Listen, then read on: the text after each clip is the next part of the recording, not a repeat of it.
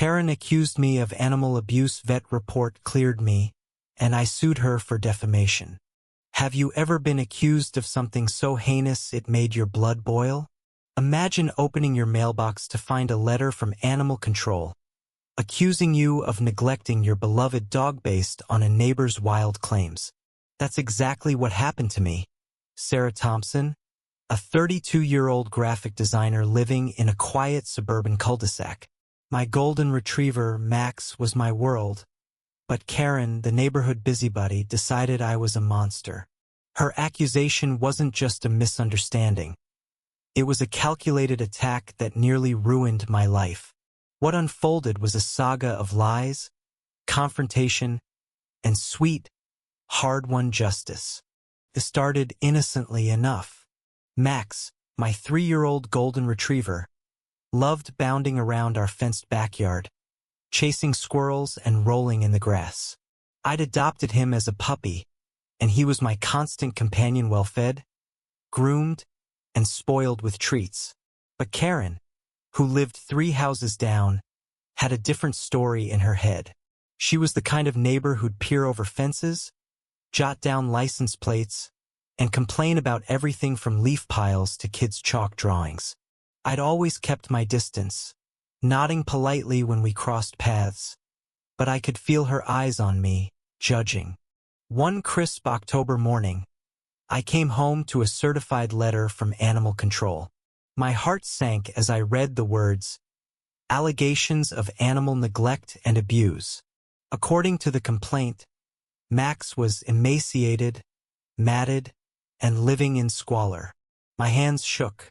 Max was sprawled on the couch, his fur gleaming, tail wagging. Emaciated? Squalor? I was livid. The letter cited an anonymous tip, but I knew exactly who was behind it.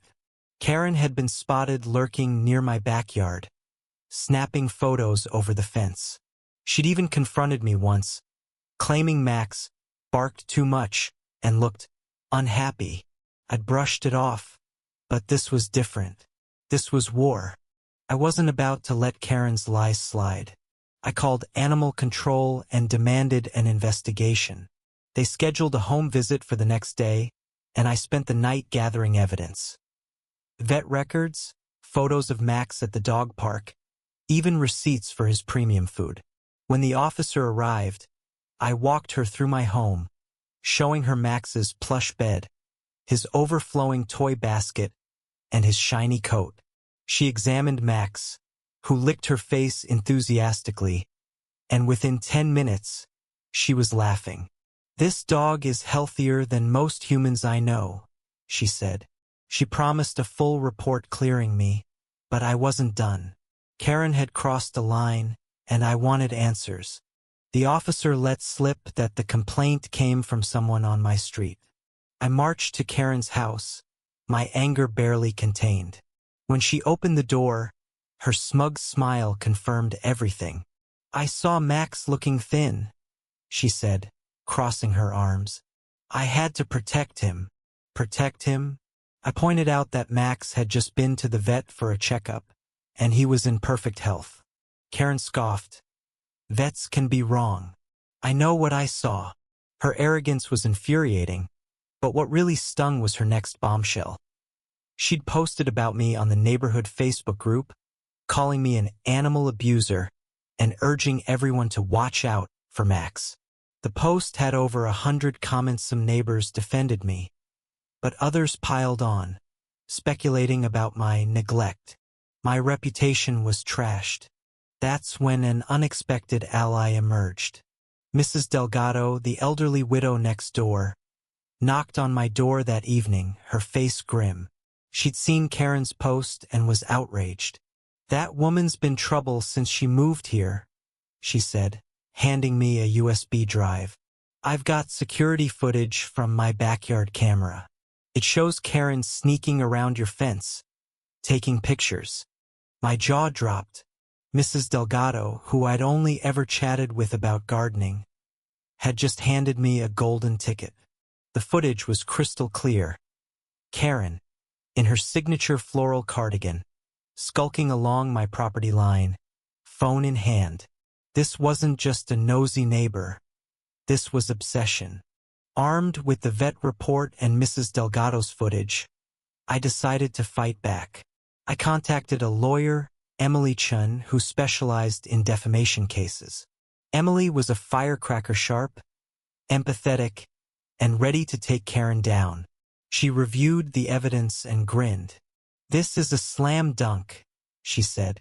"Karen's accusations are provably false, and she spread them publicly. That's defamation per se." We filed a lawsuit against Karen for defamation, seeking damages for emotional distress and reputational harm. Emily also advised me to respond to the Facebook post with the vet report and a polite but firm statement. I did, and the tide began to turn. Neighbors apologized, and Karen's post lost traction. But she wasn't backing down. The confrontation came at a neighborhood association meeting a week later. Karen showed up, chin high, ready to play the hero. She stood up and doubled down, claiming she'd saved Max from a terrible fate. The room fell silent. I'd had enough. I stood, holding the vet report like a shield. The lawsuit moved forward, and discovery revealed even more. Karen had a history of meddling. Previous neighbors testified she'd accused them of everything from illegal renovations to suspicious behavior. One former resident, Jake, shared that Karen had reported him for noise violations that never happened, forcing him to move. This wasn't just about me. Karen was a serial accuser, weaponizing her concern to control the neighborhood. Emily used this to paint a picture of malice, arguing Karen targeted me to boost her own ego. The judge agreed. In a crushing blow, Karen was ordered to pay $50,000 in damages, $30,000 for defamation and $20,000 for emotional distress. She was also required to post a public apology on the neighborhood group, admitting her lies. Karen's downfall was spectacular. Her apology post was curt, clearly written under duress, and neighbors tore into her in the comments. She stopped attending association meetings, and I heard she put her house up for sale. Max and I, meanwhile, became local celebrities. Neighbors brought him treats, and Mrs. Delgado even baked me a pie, calling me the girl who tamed the Karen. The money from the lawsuit went into a savings account for Max's future vet bills, and I donated a portion to a local animal shelter. Felt like poetic justice. Looking back, I'm grateful for the fight. It wasn't just about clearing my name. It was about standing up to someone who thrived on tearing others down. Karen thought she could bully me into submission, but she underestimated my love for Max and my resolve. Her lies crumbled under the truth, and I walked away stronger, surrounded by a community that rallied behind me. Life with Max is sweeter than ever. Our morning walks, his goofy grin, and the quiet victory of knowing we won. What would you do if someone falsely accused you of something so personal? Was I right to sue, or should I have let it go? Share your thoughts. I'd love to hear where you stand.